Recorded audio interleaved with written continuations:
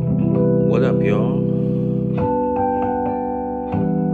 The Adrian Younge challenge continues, where I ask you to pick up an instrument for 30 days, 3 hours a day, and find yourself. But this is the Juneteenth edition because you guys should be focusing on making music that resonates and change. And how do you do that if you don't have the information, right? So today I want to build with y'all on what Juneteenth actually is. So in order to really understand this, you have to understand three things, right? You need to understand the Emancipation Proclamation, Juneteenth, and the 13th Amendment. These are three major changes that helped us receive manumission or freedom. So the Civil War is from 61 to 65. Understand these years, from 61 to 65.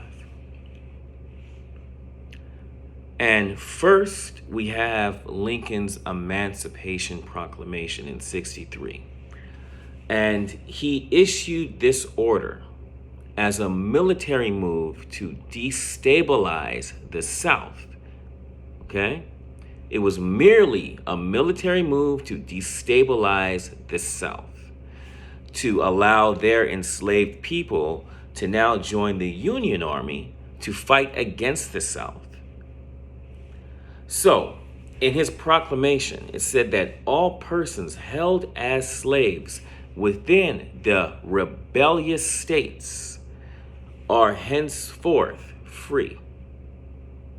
Why did it say within the rebellious states? Because the Union, which is the North, they weren't the rebellious states. That means that you can have enslaved people in the North. The border states, how about those? The states such as Maryland, Missouri, Tennessee, West Virginia, Delaware, and Kentucky, they weren't necessarily part of the Union. They weren't necessarily part of the South, the Confederate South that seceded. So the Emancipation Proclamation issued in 63, the midway point of the war, Civil War, was merely to destabilize the strength of the South. Okay? Let's get away from this myth that Abraham Lincoln was so virtuous and holy that he could not let slavery exist. It is a military move to destabilize the South. Okay? That is in 1863. So again, clearly, the Emancipation Proclamation only applied to the rebellious states. Next, we have Juneteenth. Okay? Juneteenth is June 19th, 1865. You said that's 2.5 years after the Emancipation Proclamation? You're right. You're listening.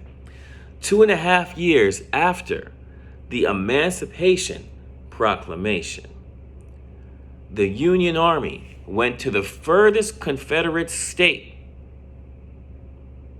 in the South, Southwest, which is Texas, to read General Order 3 that basically said, yo, I don't know if you know, but Lincoln has this Emancipation Proclamation that freed the enslaved, so y'all are kind of free now.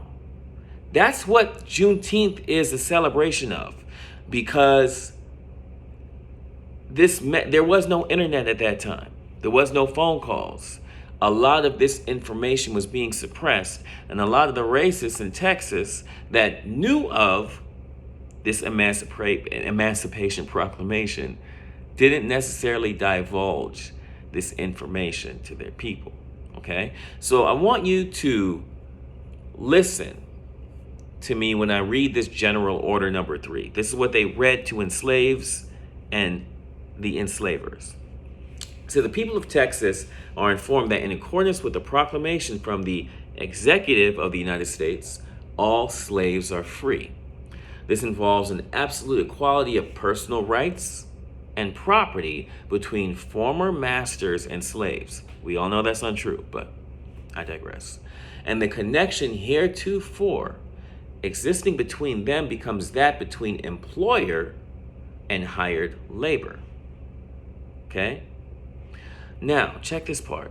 The freedmen are advised to remain quietly at their present homes and work for wages. They are informed that they will not be allowed to collect at military posts and that they will not be supported in idleness, either there or elsewhere. That means y'all free to do what y'all want. Don't hang out where our guns are. And we don't want to see y'all just kicking it like normal people. So when this was read, it is our first real step as colored people in our journey for freedom. That's what the celebration is. That's what the commemoration is, okay? So that's June 19th, 1865, 2.5 years after Lincoln proclaimed emancipation for those enslaved in the rebellious states only. So Juneteenth is only saying that y'all here in the rebellious states, here Texas, is part of the Confederacy, y'all free. So why do we have the 13th Amendment? Oh, that's a good question. I like this. Okay, this is where we're going. The reason why we have the 13th Amendment is because, remember what I said, emancipation did not apply to the North and or the border states. Only the rebellious states, because it was a military move. When your history books tell you that Lincoln wanted to just free the slaves because he's so virtuous and all that, well, why he didn't do it in the border states and in the Union, right? I digress. So the 13th Amendment basically was to ensure that there would be no legal challenges faced post-war. Because after the war, Cass was like, so we're not fighting anymore. Can we bring back slavery? But the amendment was to secure the legality of freedom for colored people. This also applied to the Native American territories because there were Native Americans that were connected with the Confederacy but had their own autonomy that did practice slavery. So, going back to those border states, Kentucky and Delaware still had slavery. So from June 19th to December 18th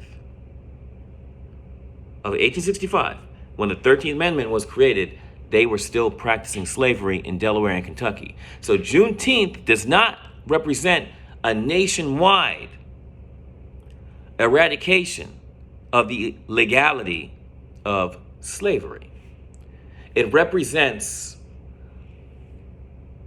the last furthest west-south Confederate state being told by the Union that they must respect manumission.